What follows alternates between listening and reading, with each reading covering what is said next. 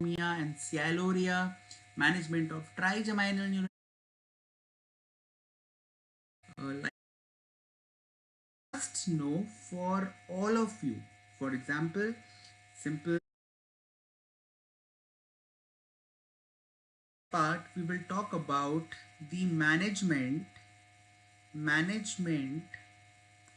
of most common oral mucosal lesions or most common oral diseases which are must know for all of you.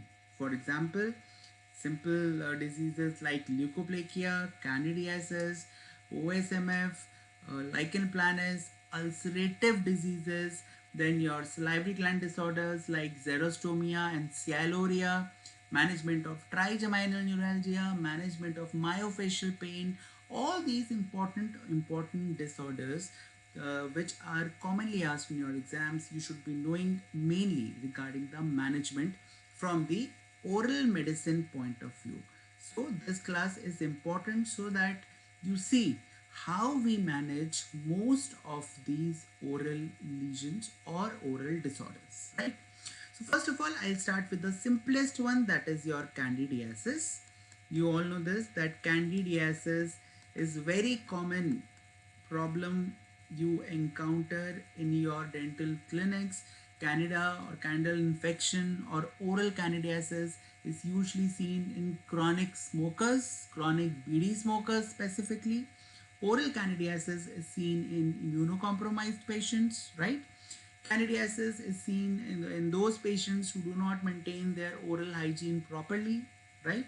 You all know this, that there is one chronic form of candidiasis that is called as chronic atrophic candidiasis, that is your denture stomatitis, which is seen under the patients who wear denture.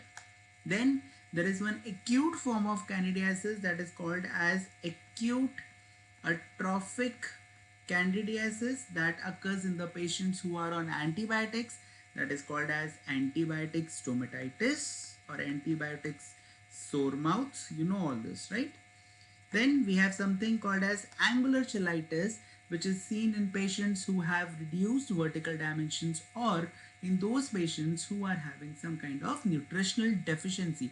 So candidiasis is very common, and mainly we manage candidiasis by using the topical agents. Mainly candidiasis is managed by using topical agents like, if I talk about the common topical agents used, then two main topical agents are used to manage oral candidiasis, and the first one you all know is the most common one, that is clotrimazole, which is available in the market with the name of Candid, which you all prescribe in cases of candidiasis, right? Even in cases of speckled leukoplakia, even in cases of sometimes erosive lichen planus, if they are associated with superadded candidiasis, right? The second important topical agent used in management of candidiasis is nystatin. You have nystatin cream, you have nystatin ointment, and these both of these topical antifungal agents are very effective in treat all kinds of candidiasis, be it pseudomembranous candidiasis, right? You all know when we scrape this pseudomembranous candidiasis, the underlying, what is left behind? Underlying erythema, diffuse erythema is left behind. That is called as erythematous candidiasis or atrophic candidiasis, right? So both pseudomembranous or atrophic or erythematous candidiasis can easily be managed by using topical agents like clotrimazole or nystatin, right? However, if it is not treated by it, then we usually go on for systemic drugs. Usually two systemic drugs are preferred in treating your candidiasis. One is ketoconazole, and other one is fluconazole. Now, you know the doses, and you should know the doses, that ketoconazole is usually used as 200 milligrams per day as a single dose maybe, and fluconazole usually is given as a dose of 150 milligram as a single dose initially per day, right? So this is how in this dosage we are using systemic antifungals, that is ketoconazole and fluconazole. Now amphotericin and these specifically drugs are used to treat basically skin infections.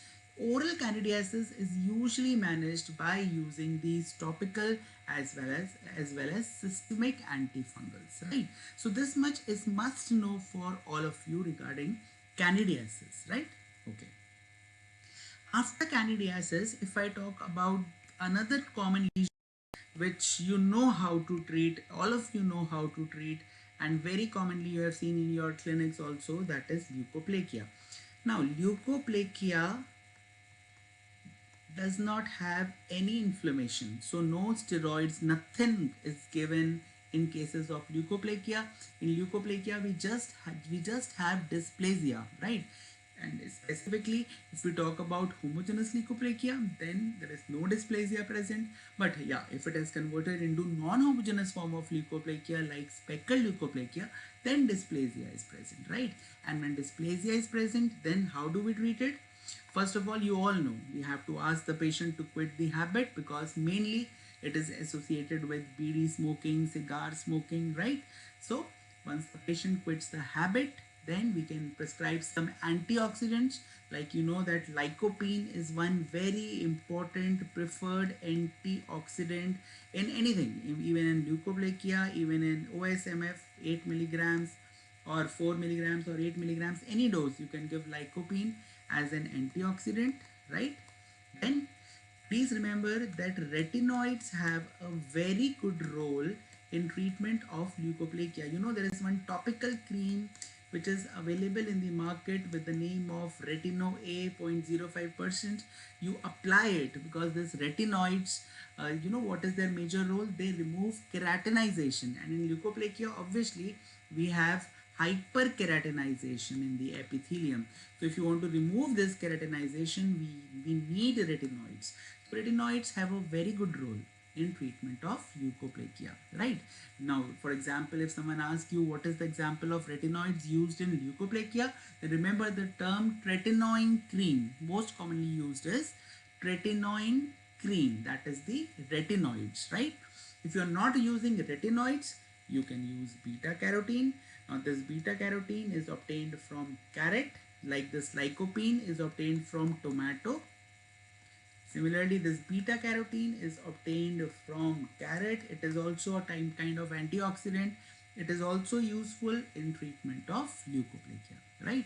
Sometimes they ask one important drug, that is basically an anti-cancer drug or anti-neoplastic agent, a chemotherapeutic agent which is topically used in the treatment of leukoplakia. So it is important for you to remember the name of this anti-neoplastic drug or a chemotherapeutic drug which is topically used in the treatment of leukoplakia, and this is 1% bleomycin. This 1% bleomycin is very effectively used topically in the treatment of oral leukoplakia. Please remember this drug, right? Which class of drug is this? Chemotherapeutic agent, right? Okay. After conservative treatment, yes, if leukoplakia is not treated by this, you can go for surgery. You can go for surgical excision, right? You can go for electrocautery. You can go for, this thing, laser therapy. You know, these days lasers are very effectively used in the treatment of leukoplakia and other lesions. Even you can remove small ulcers also with the help of lasers.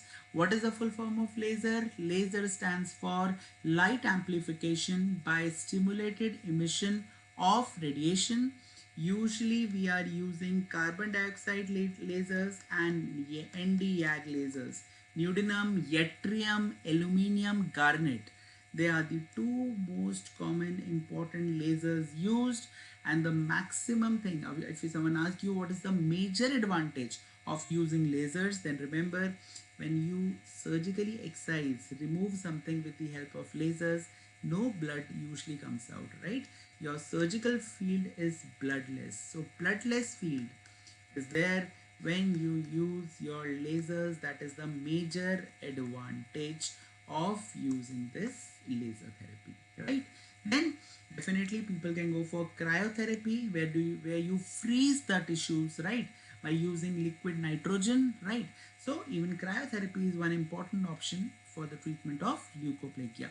So at least these important treatment things you should know while you are doing the management of leukoplakia. And definitely we know this, that once the patient of leukoplakia comes, we usually prefer giving this clotrimazole or candid cream topically, because usually leukoplakia is associated with superadded candidiasis. So we usually give this even clotrimazole topically in treatment of oral leukoplakia, most of the times in speckled leukoplakia specifically, right? Okay. Coming on to lichen planus. Now what you should remember regarding lichen planus is that lichen planus is an autoimmune disorder, and it is aggravated mainly either by stress. Also, if you remember, I told you even hepatitis C virus has been said to be associated as an etiological agent for this lichen planus, right? If lichen planus is reticular, that is the most common form of lichen planus, then usually we do not require any treatment because no symptom is present. Like most common symptoms in the patient of lichen planus is burning sensation. But if it is reticular lichen planus, then patient do not present with any symptom. But if erosive lichen planus is present, then yes, because of presence of these erosions, the patient presents with burning sensation, and it is at this time it is important to treat this lichen planus, right? In erosive lichen planus, you all know one very important finding is also present, that is called as desquamative gingivitis.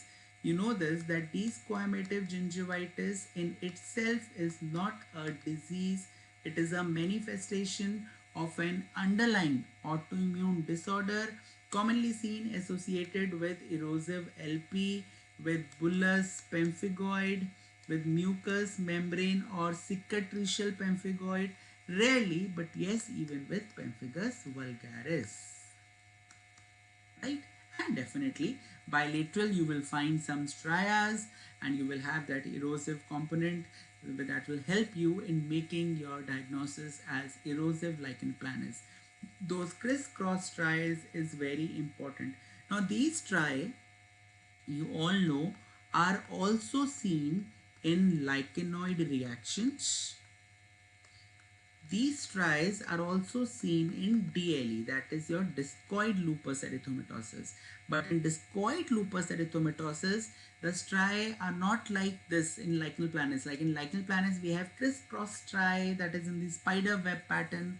But in DLE or discoid lupus erythematosus, remember, we have the presentation is somehow like this, that we have a central atrophic zone like this, a central atrophic zone. From this central atrophic zone, we have radiating striae in a sun ray manner. This is how in DLE you see your stripe pattern, right?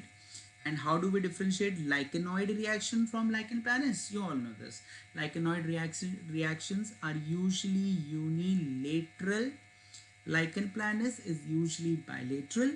Lichenoid reactions will have an etiology, like the striae will be near some old amalgam restoration, or patient will give history of taking some medications, or the area where the patient is putting the quid or tobacco, just adjacent to that area, the striae will be present. So if some etiology is present, and if these striae are unilateral, they are lichenoid reactions, and if this is the presentation, then it is DLE. They both are the most closest differential diagnosis of lichen planus, right? So let us see how to treat erosive lichen planus. Please remember one thing, that we have first line of drugs, we have second line of drugs, and we have third line of drugs. The first line of drugs are corticosteroids, because it is an autoimmune disorder with lot of chronic inflammation present. So you give corticosteroids. You can give topical steroids like 0.1% triamcinolone acetonide. You can use clobetasol. These are two important topical steroids. And if you are giving systemic steroids, then you can go for either prednisolone or you can go for methylprednisolone. These are two commonly used systemic steroids. You know this, when you are giving systemic steroids, we always give according to the weight of the patient, and we have to taper the doses, right? Because otherwise, if we will not taper the doses and if we will abruptly stop the steroids, then HPA axis suppression can take place. So tapering is must. That means if you are starting with 40 milligrams of steroid, you need to taper it to the lowest minimum dose of 5 milligram. Then you need to stop the steroids. So corticosteroids are the first line of drugs in the treatment of lichen planus. If someone asks you what are the second line of drugs in the treatment of lichen planus, then your answer will be calcineurin inhibitors. Now these calcineurin inhibitors are immunomodulators. Because lichen planus is a autoimmune disorder, therefore we give immunomodulators if patient is not getting benefit from corticosteroids. That is why I am saying they are the second line of drugs. And please remember, the important calcineurin inhibitors which are used in lichen planus are two. One is cyclosporin and second is tacrolimus. These you have to remember. Cyclosporin and tacrolimus, that are used as the second line of drugs in the treatment of lichen planus. And if someone asks you what are they are immunomodulators belonging to this group, calcineurin inhibitors, right? And lastly, when are we using the third line of drugs? When these striae are gone. Sometimes when these symptoms are gone, that is the burning sensation has gone, that erosive component has gone, but sometimes those striae are left behind because keratinization is still there. So you remember in the treatment of leukoplakia, I told you to remove keratinization, we need to give retinoids. We can give topical retinoids like retino-A cream, tretinoin cream, right? So third line of drugs are retinoids to remove that keratinized component, right? Remember this, that these are the common drugs used in the treatment of lichen planus.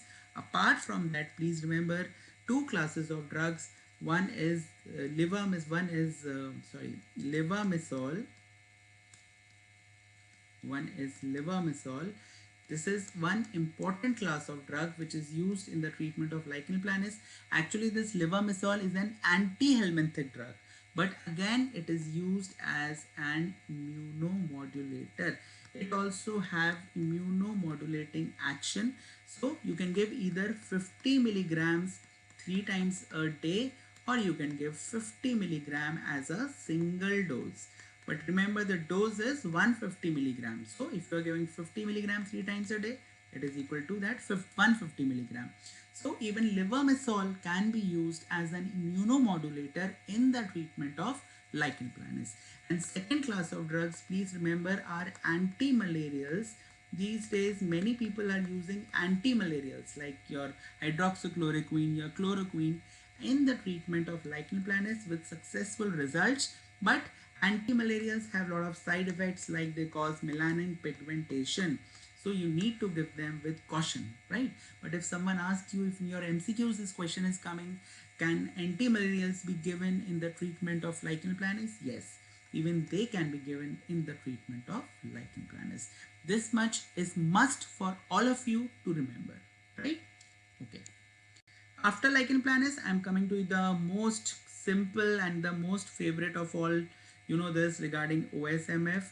In OSMF, you know that those who chew tobacco, those who chew basically areca nut, because ericoline is present, Because of it, patient develops reduced mouth opening, lot of stiffness in the buccal mucosa, right? Blanching, that is reduced vascularity. All this develops, and patient has mouth opening reduces too, are considerable. A lot of mouth opening gets reduced, right? And so the treatment options in OSMF is, first of all, yes, we ask the patient to quit the habit. Once the patient has quit the habit, the next step is to follow physical exercises. Very important. Patients need to perform mouth opening exercises. You all know this. Patient can use Hister's mouth gag. Patient can use ice cream sticks, right? You know this, that you put the bundle so that mouth opening improves, right? Even patient when sitting can, blow the cheeks so that stiffness gets reduced. So this physical exercise is very essential while we are treating the patients of OSMF, right? So first is to quit the habit. Second is to go for physical exercises. Third, yes, we can give antioxidants like lycopene, right? Fourth, yes, remember this, important, we go for intralesional injections. And you all of you know that we give intralesional injections bi-weekly, usually for 3 months. With intralesional injections, we can at least improve the mouth opening by 10 mm. If a patient is having a mouth opening of 26 mm, we can get it till 36 mm, right? Remember this, in intralesional injections, we use dexamethasone 400 milligrams. We mix it with an enzyme called as hyaluronidase, which dose is 1500 IU international units. We mix it with LA and we deposit the solution intralesionally by using insulin syringe. Dexamethasone is a steroid. The dose is 4 milligrams. Sorry, what I have written is 400 milligrams. No, sorry. Dose of dexamethasone, sorry, it is 4 milligrams. Right. Hyaluronidase dose is 1500 IU. Right.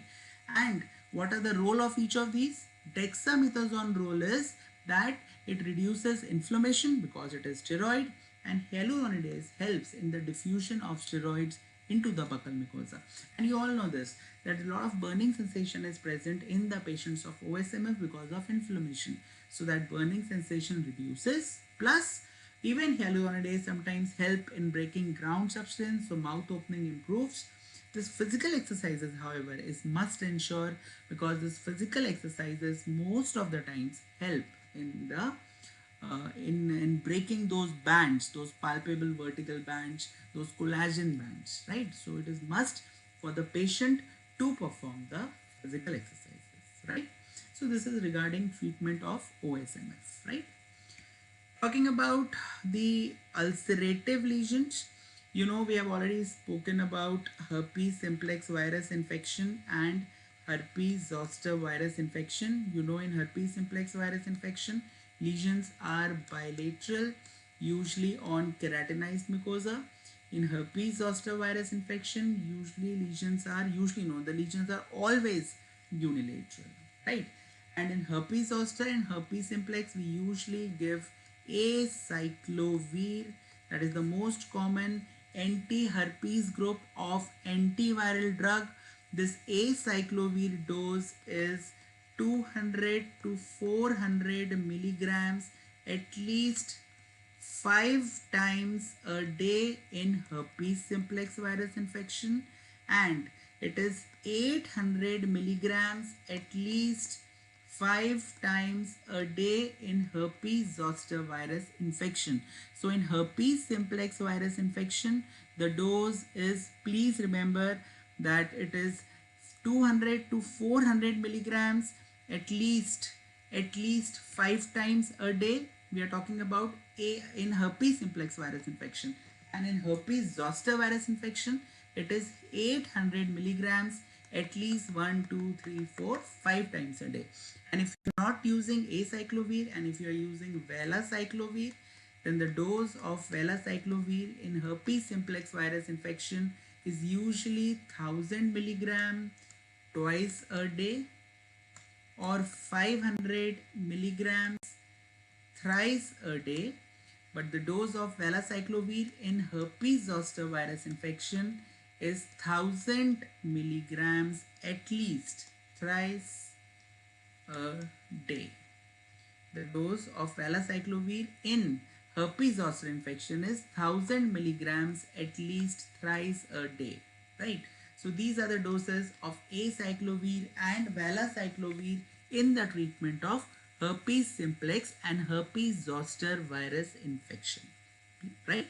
And then yes, you can use the topical antiviral creams also, like we have acyclovir 5%, pencyclovir 1%. You can use them as topical applications as well, right? Okay. Next, I will talk about treatment of pemphigus vulgaris or bullous pemphigoid or mucous membrane pemphigoid. Actually, the treatment remains same in all these. You know, again, we have first line of drugs that are corticosteroids. Same, like we were giving in lichen planus, we are giving corticosteroids in pemphigus, bullous pemphigoid. We know that topical से काम नहीं चलता है. We need to give systemic corticosteroids, and yes, we give systemic corticosteroids here in pemphigus vulgaris. We start with maximum dose according to the body weight, and we taper it down to the lowest possible dose, and then we stop these corticosteroids, right? Remember, in pemphigus vulgaris, also we sometimes need to use one very important immunomodulator, and this drug is called as cyclophosphamide. Now this cyclophosphamide is again basically a chemotherapeutic drug.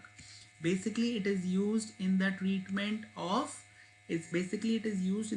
of cancer, but in pemphigus it is used as an immunomodulator, cyclophosphamide.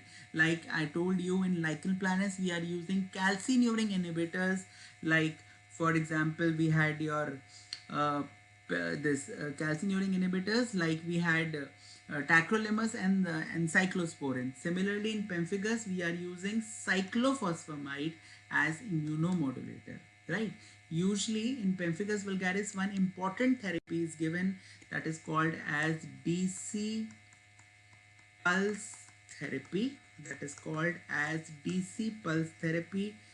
Dexamethasone cyclophosphamide pulse therapy, where we need to admit the patient for 3 days every month in a hospital, where we give high doses of intravenous dexamethasone. Very high doses of intravenous dexamethasone is given for these 3 days, and in the remaining days we give orally cyclophosphamide 50 milligrams.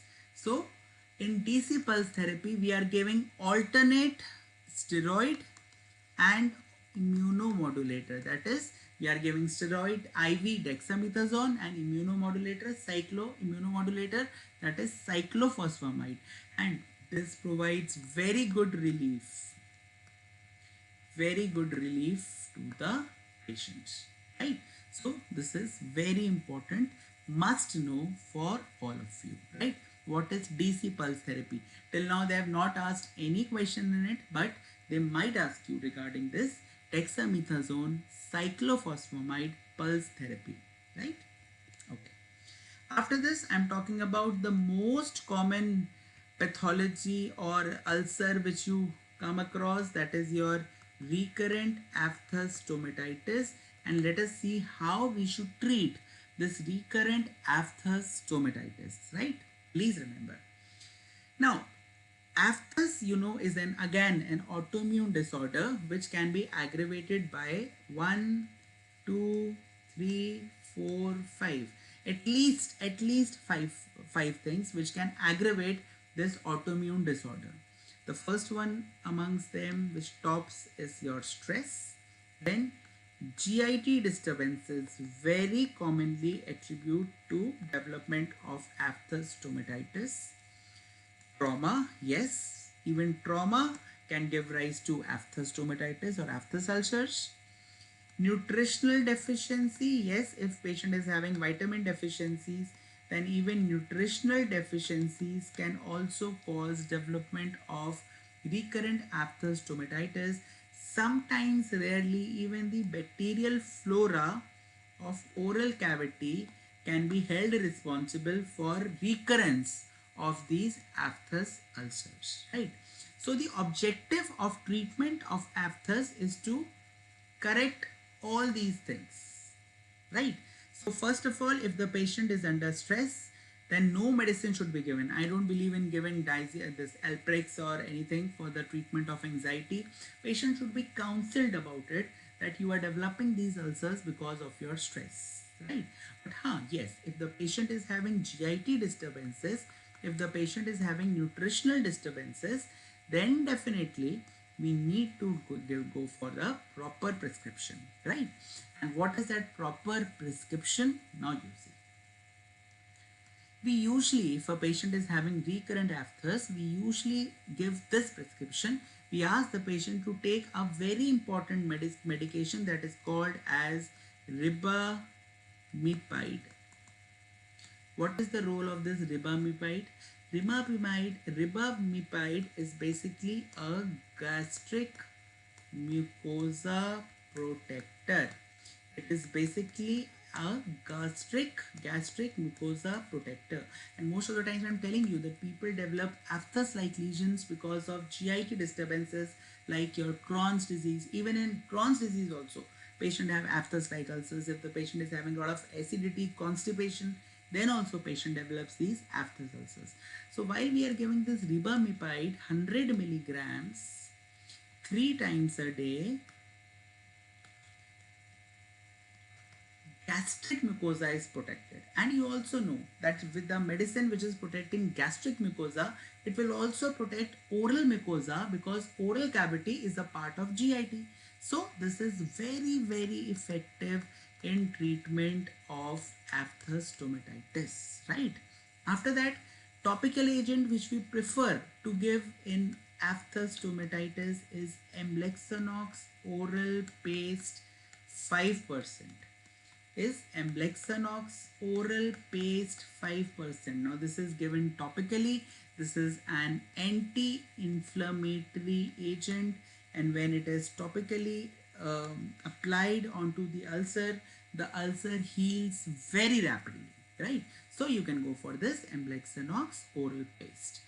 After Amblyxanox oral paste, you can even go for tetracycline mouth rinses. I told you that sometimes because of altered bacterial flora, recurrent aphthous may develop. So you can try this. That's tetracycline mouth rinses have very good effect in the treatment of aphthous. Right? You can ask the patient to swish and spit for 3 times a day. If tetracycline mouth rinse is not available, you can use doxycycline tablet, and you can ask the patient to swish and spit by dispersing it in the water, right? Lastly, because you all know that nutritional deficiencies are one of the very important factor, then you need to give multivitamins. I prefer to give Zevit, Cap Zevit, or Cap Zincovit. Why I am giving these multivitamins? Because they have zinc. Remember that the zinc is very important to give whenever you find a case of ulcer. Now, why it is important to give zinc whenever you see a case of an ulcer? It is important to give zinc because zinc causes epithelialization. The most important thing that zinc causes is epithelialization, and that is what is required.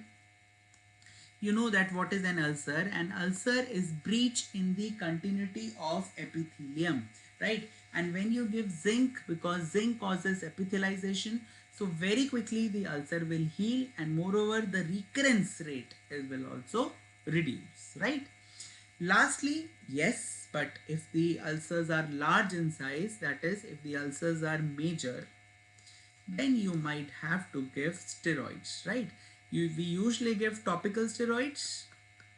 We usually give topical steroids, most common ones being your 0.1% triamcinolone acetonide, right? But if the ulcer is not healing, because major aphtha usually take a lot of time to heal, then you can go for systemic steroids also, like prednisolone, but no need to give very high doses. You can only give around 10 milligrams for 2 days or 3 days and taper it to 5 milligrams for next 2 days, and then you can stop, right? With such a small dose also, even your major aphtha will be healing very quickly, right? So this is how, if the above treatment is not working, then you can go for steroids, which will definitely make your healing process very fast. So this is how we treat aphthous ulcers or aphthous stomatitis. So it is very important, must know for all of you, right? Okay. Now after this I will talk about xerostomia, and we will see how to treat xerostomia. This is also very important, and I am sure you people are aware of it, that how to treat xerostomia or dry mouth, right? Remember this thing, that we treat xerostomia by three major methods. One is the preventive method, second is we give some salivary substitutes, and third is we give salivary stimulants. In preventive method, if you know that patient is undergoing for some radiotherapy, chemotherapy, and patient might develop xerostomia, you can go for fluoride application. That is the best method for prevention of xerostomia, right? However, if the xerostomia has developed, then you can go for salivary substitutes. Like you all know, the most commonly used salivary substitutes is artificial saliva. Now this artificial saliva is available in the market in the form of mouth rinses. You can ask the patient to rinse with it twice a day, morning and before going to bed. Definitely salivation improves in the patient's oral cavity, right? And if you want to give salivary stimulants, so these are the common salivary stimulants used. What is the role of salivary stimulant? They stimulate saliva. For example, you can use sugarless chewing gums. If you use these sugarless chewing gums also, so chewing these gums will also improve saliva. You can use your TENS machine, which is used in the treatment of myofascial pain, called as, the full form of TENS. It is transcutaneous electrical nerve stimulation. This TENS machine will also stimulate saliva, right? Apart from it, definitely you can go for drugs. Two classes of medications or drugs which is must for you all to remember is, or two types of pharmacological agents which are commonly used in the treatment of xerostomia, must to know for all of you, is pilocarpine and cevimeline. They are most commonly used in the treatment of xerostomia. Dose of pilocarpine is usually 5 milligrams thrice a day, and dose of cevimeline is usually 30 milligrams, again thrice a day. Both are salivary stimulants and improve salivation in the oral cavity. In fact, we are very commonly using pilocarpine eye drops also as ophthalmic solution. We use in the treatment of dry eyes. So same pilocarpine eye drops you can put, or you can place in below the tongue also, and what will happen, it will stimulate salivation. 2 drops, just place these 2 drops sublingually and you will see drastic salivation in the oral cavity. So you can use it as topical agent also, like placing 2 drops beneath the tongue, and you can give orally also 5 milligrams thrice a day, and cevimeline doses 30 milligram thrice a day. This is how we treat xerostomia. On the other hand, if you want to treat sialoria, now what is sialoria? You know this, that sialorrhea is your excessive salivation. If the patient is having excessive salivation, the probable cause is because of mainly it is seen in the patients who are neurologically compromised, basically in children who are, who are mentally retarded, like the patients of cerebral palsy, right? In those patients you find excessive salivation. Definitely you find in patients in old age also, those who are having Parkinson's disease, those who have had stroke. In these patients also you find excessive salivation. So how to treat this excessive salivation? You must have heard of this drug called as atropine. Around 1 milligram we give around 3 to 4 times a day, and definitely it helps in reducing the salivation. If you are not using atropine, you can go for scopolamine patches. You can go for scopolamine patches. 1 milligram patch works for 3 days. This patch you can apply behind the ear. You apply in the post auricular region, and for 3 days it will keep on inducing salivation. Reducing salivation. These scopolamine patches are even used in patients who have motion sickness.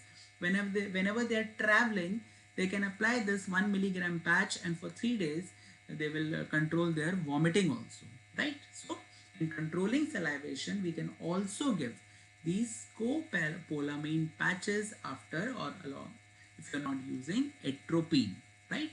Okay. So this is how you treat your xerostomia and how you treat your sialorrhea. Now let us see something which you all know, that is the treatment of trigeminal neuralgia.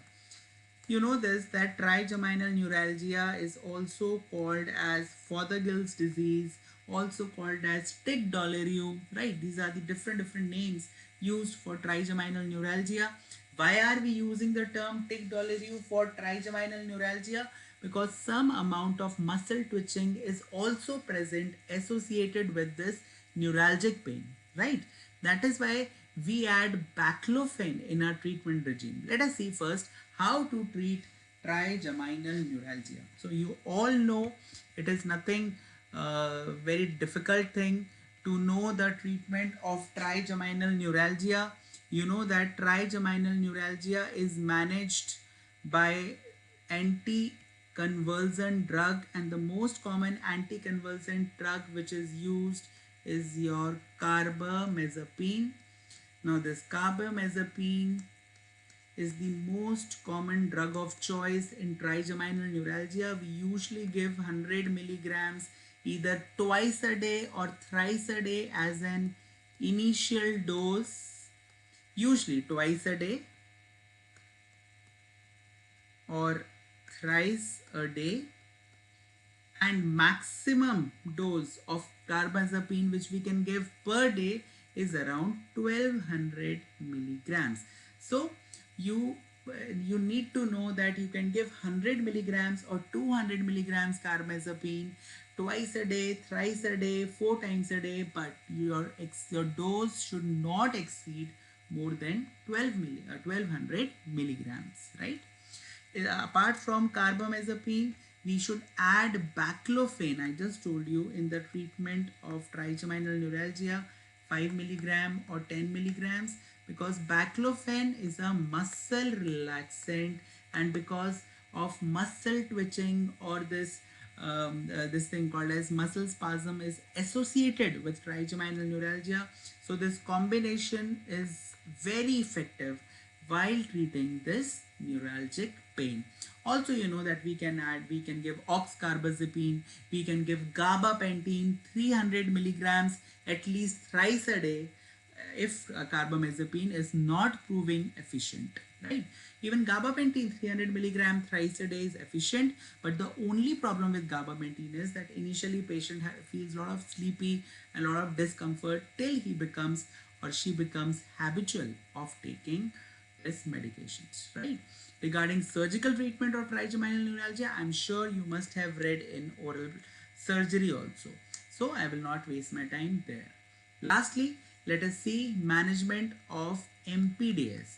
Now, if a patient comes to you with the chief complaint of clicking, tenderness in the TMJ region, tenderness in the muscles of mastications, and deviation in mouth opening, you will understand that the patient is suffering from myofascial pain dysfunction syndrome. Remember, lateral pterygoid is the most common muscle where the patient experiences pain. Do not mark the answer masseter. It is lateral pterygoid in which the patient experiences the pain commonly in myofascial pain dysfunction syndrome, right? So many things we need to treat now. We need to treat clicking. We need to treat tenderness in TMJ. We need to treat the muscles where tenderness is present and deviation. So, yes, we usually start with muscle relaxants. For example, you know that we don't give plain Flexon, we give Flexon MR because MR salt, which is chlorzoxazone, is added with your diclofenac and with your paracetamol, which provides relief to your this muscle problem, right? So muscle relaxant commonly used is chlorzoxazone, which is usually given along with your diclofenac and paracetamol. And like the most commonly used brand name is your Flexon MR, Myospaz Fort, right? These you can give as muscle relaxant. However, these drugs have a lot of side effects, like they cause gastric toxicity, lot of acidity. So we should not give muscle relaxants for more than 5 days. So we should know other means also to manage this myofascial pain dysfunction syndrome apart from just giving these medications. For example, you can give topical salicylate cream for application. For this Volini gel, patient can topically externally apply this topically salicylate cream. He can massage on the joints. This also gives relief for considerable longer period of time, right? You can go for ultrasound massage. Now, ultrasound massagers are available. We usually use the term phonophoresis for it, right? The sound waves are produced. We have a transducer which produces sound waves, and these sound waves have therapeutic effect here, and they do deep massaging of deeper tissues are massaged, and very nicely patient have good, like very nicely patient says that yes, I am getting relief from that muscle pain, right? So apart from muscle relaxants and topical salicylate gel, patient can go for ultrasound massager. Patient can go for TENS therapy. We have discussed this. Full form of TENS is transcutaneous electrical nerve stimulation. It is based on gate control mechanism and it controls pain very effectively. We tie a cuff around the patient's head and a very low current is given. Low current is applied, and that also helps in relieving the muscle pain. So we can use this TENS therapy. Apart from TENS, we can go for acupressure or acupuncture. Even acupuncture is very effective. We have some acupuncture needles which are placed on some trigger points, and yes, patient gets good relief with this acupuncture also, right? Another very important thing which you should not miss while you are treating MPDS is use of occlusal splints. Why these occlusal splints are important? Because a patient is having clicking. That means a lot of occlusal load is there in TMJ. To reduce that occlusal load, patient needs to wear these occlusal splints initially for 24 hours, then for 12 hours and so, right? These occlusal splints help to distribute the stresses and that load on TMJ is reduced, right? So these are how most importantly or the most important things which you should know while you are treating myofascial pain dysfunction syndrome. So these important drugs or treatment things you should know. For the last minute revision points, I'm telling you that these important diseases and their treatment are must know for all of you, right? At least this much is important for you all to remember.